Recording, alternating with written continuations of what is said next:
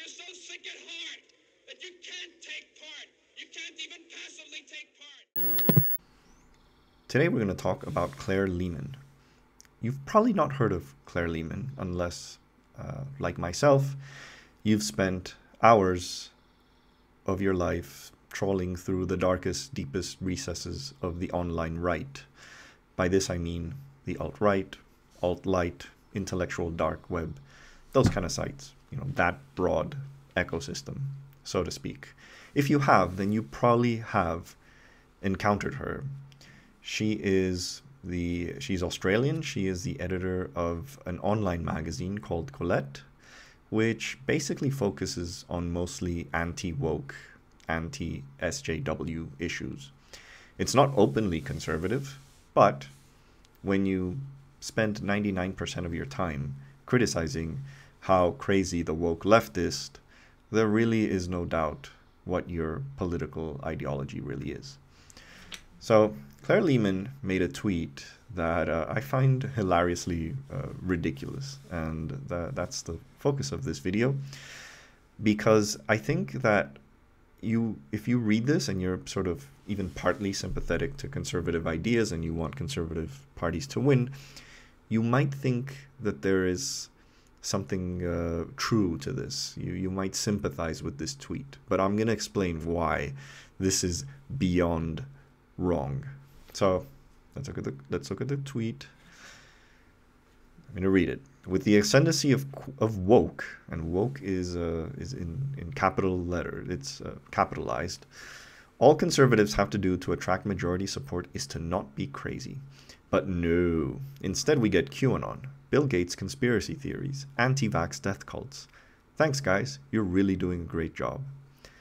She follows that tweet with, this stuff is of course not mainstream among conservatives, but that hardly matters. There's enough of it that the outgroup can point to it and legitimately say, these guys are fucking nuts. And finally, the third tweet in this thread, someone needs to start a new political party in the US. It should have one platform only. Quote, don't be crazy, unquote. That's it. That's the platform. The rest of the world will send billions in donations to support this political party. For starters, the rest of the world can't send billions to a US political party because that would be illegal. She might be shocked to know that foreign donations are illegal, as they should be in any country. But really, what's wrong about this quote is that she seems to assume that all this craziness, all this conspiracy mongering among the right is somehow exogenous to conservatism in general, or specifically to modern conservatism in general. And I think that's what she's completely wrong about. I mean, this doesn't happen in a vacuum. This doesn't just, people don't go all this way to believe all these crazy things just because. And there has to be a reason why. I mean, what's missing in this analysis is, why are conspiracy theories so closely tied to the right? It's not to say that leftists don't believe conspiracy theories. Many of them do. But it's nowhere near as institutionalized in the left-wing ideology as it is in the right. And the fact is, well, we don't have, even the most left-wing politicians in the US don't have these crazy ideas, whereas these are almost mainstream among the Republican Party. I mean, there are so many people in Congress, Republican Congress people, who believe these ideas, who are QAnoners.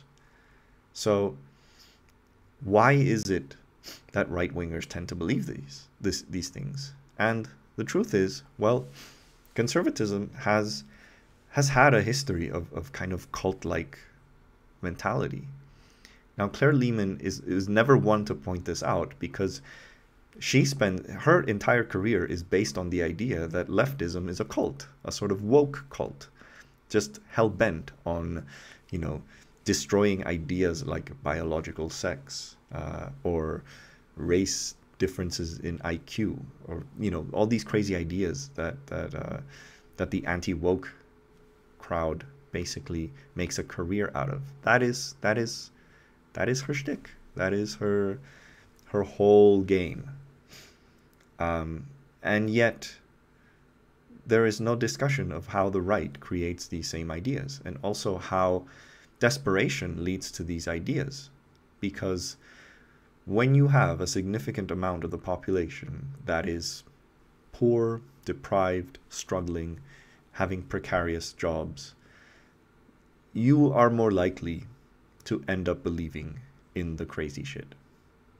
And I'm not just saying that. See, you can question why people have these ideas with some actual empathy. Because I also think that as leftists, we shouldn't just like we can ridicule bad ideas, and we can ridicule the people who promote these bad ideas, but we have to have always a sense of empathy, of understanding why on aggregate people believe these things. And it just so turns out that there is one man who has this empathy, and he's called Bernie Sanders. And a few days ago he appeared on The Late Show, and he actually discussed this exact same issue. So I'm going to show the section where he mentions this. I think the other part of it, Stephen, is half of our people live paycheck to paycheck. You got 500,000 people sleeping out on the streets. You got 90 million people who are uninsured or underinsured. You got millions of people working for starvation wages. People have seen their jobs go to China and Mexico. And these people are looking out and it's like, does anyone give a damn about me? Why should I have faith in a government that has deserted me and my family?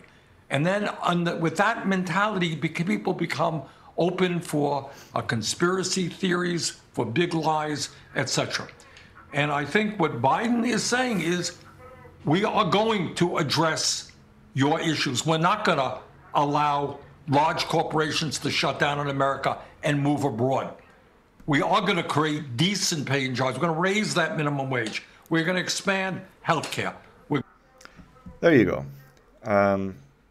That shows you exact what I'm saying, that desperate people believe desperate things. Now, here's the flip. Here's what's also wrong about Claire Lehmann's tweet. She assumes that conservative policy, like standard conservative policy, stripped away of the crazy stuff, will win elections.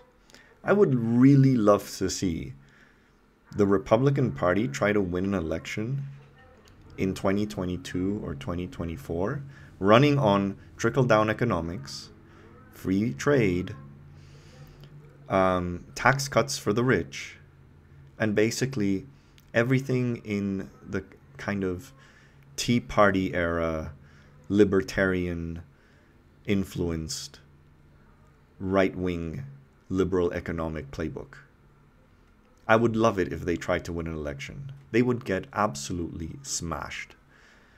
Because here's the thing. The reason why US politics has become so toxic and so polarized is because that status quo is no longer appealing. People will not vote for a party that stands for these things. That is why Joe Biden is, at least in rhetoric, attempting to pass himself as slightly progressive, even though I think he doesn't really have the intention of doing it. But at least he's making it seem like he is. In his address to Congress a couple of days ago, he said trickle-down economics is dead. That is astounding. Again, I'm not saying that this will be reflected in what he does. I'm still very skeptical of Biden.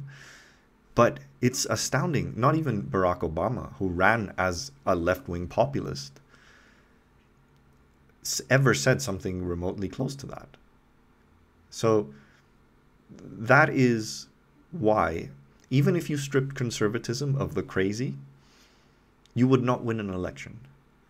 The reason the Conservative Party runs on crazy nowadays is because they can't win running on non-crazy. Because traditional economic conservative policy is dead. It will not win elections. You can't go to West Virginia and say that trickle-down economics is going to work. and that tax cuts for the rich are going to work. It just won't. That's why Trump won. Trump ran on a economically populist message, bringing jobs back from, an age in which jobs were outsourced to China. Are you going to run again as a Republican Party, running on free trade and foreign investment and shipping jobs to Vietnam and Bangladesh? Yeah, good luck with that. Good luck winning seats in the Midwest or in the Rust Belt. It's crazy. You're just not. That's the reason why Trump won, because he ran as an economic populist, which he wasn't. It's all show. That's why when you hear people like Tucker Carlson claim to care about the little people, workers and the little guy and the small local businesses and all that, that's just a ruse. They don't care about that. They're elitists. So there you go. That is Claire Lehmann's position. And what's also funny about this, and I think this is also what I find really hypocritical on her part, is that Quillette really does nothing to promote any sort of conservative agenda. I think if I was conservative, even if I was a closet conservative and I had an online news site or magazine, I would want to, put ideas there. I would want to construct an image of the world that I want to live in. And Quillette doesn't do that. Quillette basically is just anti-woke all around. This is, as we speak, the front page of Quillette. So these are the articles. When will activists and the media get honest about police shootings? So again, skepticism about police violence. When men behave badly, a review. The hard problems of vegetarianism. The Journal of Controversial Ideas is here. So the whiteness of AI. Great inflation is ruining education. What are the ideas? Like, please tell me, where's this conservative agenda? I want to read and I want to see the kind of world I want to live in. And all I'm seeing is woke is bad. SJW bad. So we get rid of woke. We get rid of SJWs. Then what? Is that enough? Well, sadly, because as Andrew Breitbart once said very correctly, politics is downstream from culture. This does mean that this kind of message tends to grab people more than the facts and figures. We saw it with Brexit. We saw it with Trump. But even then, this is still part of this kind of conspiracy-minded, culture war-obsessed ideas, which is what the Republican Party runs on these days. So you can't remove the crazy from conservatism. It's completely, it's ingrained to it.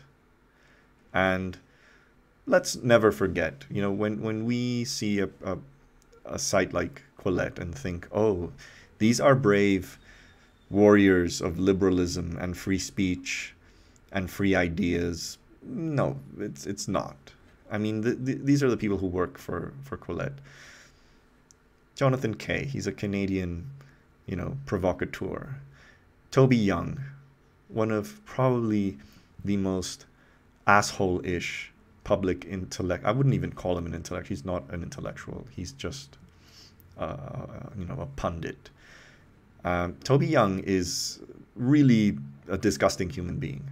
And if sort of this kind of people are the ones that are putting forward the conservative agenda, let me just remind you who Toby Young is.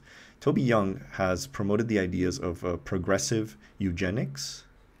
He has made incredibly misogynistic comments, incredibly bad taste tweets, which he deleted a lot of. He deleted most of his Twitter when he was proposed for a government position on education from the Tory government. He said, this bit is just, this really just shows you how the people who read and subscribe to the message of sites like Quillette is really the ideological sort of institutionalization of being an asshole. It's really, that is it.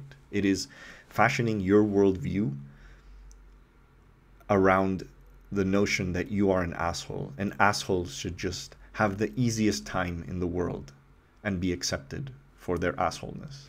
This is a comment that Toby Young made in response to a BBC comic relief appeal in 2009 for starving Kenyan children. During the broadcast, a Twitter user commented that she had, quote, gone through about 5 boxes of Kleenex while watching. Toby Young replied, quote, me too, I haven't wanked so much in ages. That's the kind of people that Quillette hires. And that's the kind of people whose ideas are promoted in sites like this. So tell me again, Claire, with a straight face, that you're not part of this crazy. Anyway, thanks for watching this video. Please like and subscribe. This is a new channel. All new subscribers are very, very appreciated. I promise you there will be more content like this. Thanks for watching.